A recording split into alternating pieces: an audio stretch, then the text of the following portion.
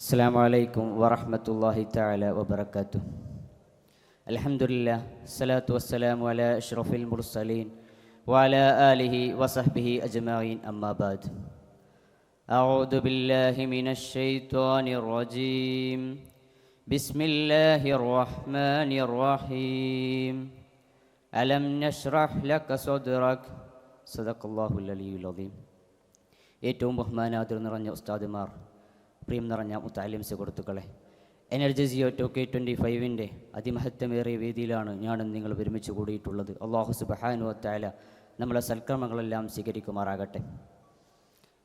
വിശുദ്ധ ഇസ്ലാമിൻ്റെ ഒന്നാം പ്രമാണമായ പരിശുദ്ധമാക്കപ്പെട്ട ഖുർആൻ, ആ ഖുർആനിലെ 94-ാം അധ്യായമായ സൂറത്ത് ശറഹിലെ ആദ്യ ഒരു ആയത്തിൽ നിന്ന് നൽപ്പിച്ച ചില കാര്യങ്ങളാണ് ഞാൻ നിങ്ങളുടെ മുന്നിൽ സംസാരിക്കാൻ ആഗ്രഹിക്കുന്നത്. നാഥൻ തൗഫീഖ് നൽകി അനുഗ്രഹിക്കുമാറാകട്ടെ. മക്കാ മുശ്രിക്കീങ്ങളായ ആളുകൾ തിരുനബി സല്ലല്ലാഹു അലൈഹി വസല്ലമ തങ്ങളെയും അവിടുത്തെ അനുയായികളെയും ദാരിദ്ര്യത്തിൻ്റെ പേരിലും മറ്റും കളിയാക്കുകയും ബുദ്ധിമുട്ടുകയും പ്രയാസപ്പെടുത്തുകയും ചെയ്ത സമയത്ത് തിരുനബി സല്ലല്ലാഹു അലൈഹി വസല്ലമ തങ്ങളെ സമാധാനിപ്പിച്ചുകൊണ്ട് അവിടുത്തെ അനുയായികൾക്ക് പ്രതീക്ഷ നൽകിക്കൊണ്ട് അല്ലാഹു സുബ്ഹാനഹു വ തആല പരിശുദ്ധമാക്കപ്പെട്ട ഖുർആനിലൂടെ ഇറക്കിയ സൂറത്താണ് സൂറത്ത് ശറഅ് എന്നുള്ളത്. ഈ സൂറത്തിന് അലം നശ്റഹ് എന്നും സൂറത്ത് ഇൻശിറാഹ് എന്നും പേരുകളുണ്ട്. ഏതായിരുന്നാലും ഈ സൂറത്തിലെ ആദ്യ ആയത്ത് അല്ലാഹു സുബ്ഹാനഹു വ തആല പരിചയപ്പെടുത്തുന്നത് അലം നശ്റഹ് ലക സദ്റക.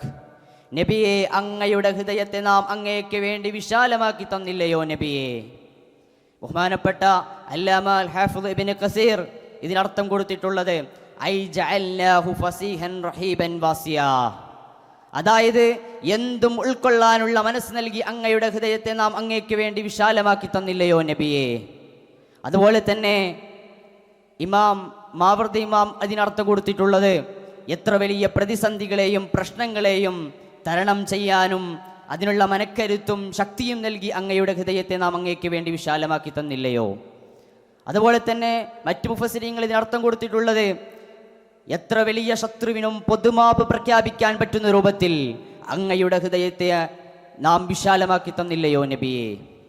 അങ്ങനെ ഇതിന് വിവിധ തരം അർത്ഥങ്ങൾ നമുക്ക് കാണാൻ സാധിക്കുന്നതാണ്.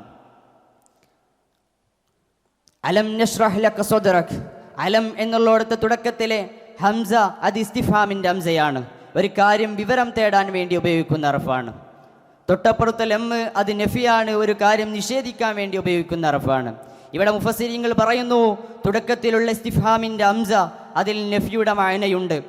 അതുകൊണ്ട് തന്നെ തൊട്ടപ്പുറത്തെ ലമ്മുൻ നഫിയായപ്പോൾ രണ്ട് നഫിയും ഒരുമിച്ച് വന്നു, അടുത്തു വന്നു. അപ്പോൾ നഫിയുൻ നഫി ഇസ്ബാത്തുൻ എന്ന തത്വം ലഭിച്ചു. നഫിയെ നഫി ചെയ്യൽ ഇസ്ബാത്താണ്, ഒരു കാര്യത്തെ സ്ഥിരപ്പെടുത്തലാണ്.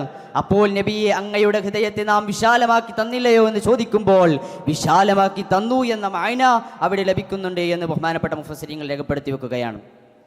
പ്രധാനമായിട്ടും ഈ ആയത്തുമേ പഠിപ്പിക്കുന്നത് ശുർഉസ് സദ്ർ, ഹൃദയ വിശാലതയാണ്.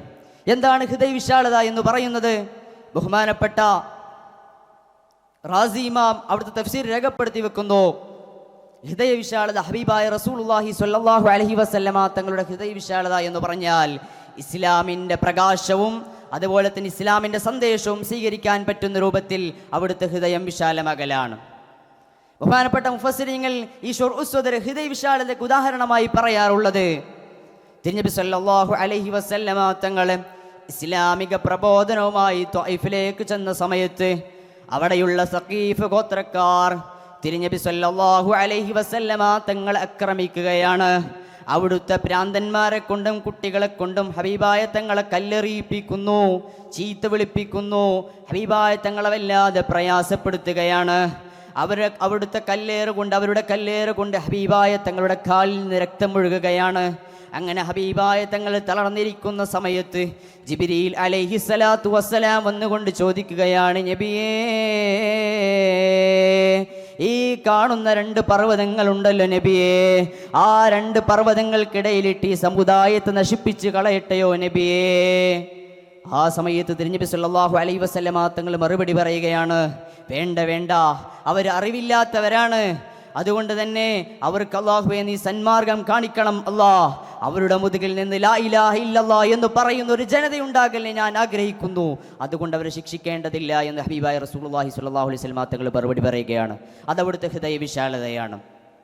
അതുപോലെ തന്നെ തിരുനബി സല്ലല്ലാഹു അലൈഹി വസല്ലമ തങ്ങൾ കഅബ ഷരീഫിന്റെ മുമ്പിൽ സുജൂദിൽ കിടക്കുന്ന സമയത്ത് അതാ അബൂജഹൽ അടക്കമുള്ള ശത്രുക്കൾ വന്നുകൊണ്ട് ഹബീബായ റസൂലുള്ളാഹി സ്വല്ലല്ലാഹു അലൈഹി വസല്ലമ തങ്ങളുടെ പെരടിയിൽ ഒട്ടകത്തിന്റെ കുടൽമാല ചാർത്തുകയാണ്. അവർക്കും ഹബീബായ റസൂലുള്ളാഹി സ്വല്ലല്ലാഹു അലൈഹി വസല്ലമ തങ്ങൾ മാപ്പ് നൽകുകയാണ്. അതുപോലെ തന്നെ മക്കം ഫതഹിന്റെ അന്ന് തിരുനബി സല്ലല്ലാഹു അലൈഹി വസല്ലമ തങ്ങൾക്ക് എല്ലാ നിലക്കും പ്രതികാരം ചെയ്യാനുള്ള അധികാരം ലഭിച്ചിട്ടും മക്ക മുശ്രിക്കീങ്ങളോട് ഹബീബായ റസൂലുള്ളാഹി സ്വല്ലല്ലാഹു അലൈഹി വസല്ലമ തങ്ങൾ പറഞ്ഞതെന്താണ്? നിങ്ങൾ ഒരിക്കലും പേടിക്കേണ്ടതില്ല, നിങ്ങൾ സുരക്ഷിതരാണ് എന്ന് ഹബീബായ റസൂലുള്ളാഹി സ്വല്ലല്ലാഹു അലൈഹി വസല്ലമ തങ്ങൾ അവിടുന്ന് പറയുകയാണ്. അതാണ് ഹബീബായ തങ്ങളുടെ ഹൃദയവിശാലത എന്ന് പറയുന്നത്. ബഹുമാനപ്പെട്ട റാസി ഇമാം അവിടുന്ന് രേഖപ്പെടുത്തി വെക്കുന്നുണ്ട് ഹബീബായ തങ്ങളുടെ ഹൃദയവിശാലതയുടെ മറ്റൊരു രൂപം എന്താണ്? നബി സല്ലല്ലാഹു അലൈഹി വസല്ലമ തങ്ങളുടെ നെഞ്ചു പുലർത്തി ഹൃദയം കഴുകിയ സംഭവം. അതും ഹബീബായ തങ്ങളുടെ ഹൃദയവിശാലതയാണ്. അങ്ങനെ അല്ലാഹു സുബ്ഹാനഹു വ തആല ഹബീബായ തങ്ങൾക്ക് നൽകിയ ഏറ്റവും വലിയ നിഅമത്തുകളിൽപ്പെട്ട നിഅമത്താണ് ഹബീബായ തങ്ങളുടെ ഹൃദയവിശാലത എന്നുള്ളത്. അത്രമാത്രം ഒരു ഹൃദയവിശാലത മറ്റാർക്കും അല്ലാഹു സുബ്ഹാനഹു വ തആല നൽകിയിട്ടില്ല. ഒരിക്കൽ തിരുനബി സല്ലല്ലാഹു അലൈഹി വസല്ലമ തങ്ങളും സ്വഹാബികളും ഇങ്ങനെ ഇരിക്കുന്ന സമയത്ത് സ്വഹാബികൾ കൂട്ടത്തിൽ ഒരു സ്വഹാബി ചോദിക്കുകയാണ്, നബിയെ, ഹൃദയം വിശാലമാകുമോ?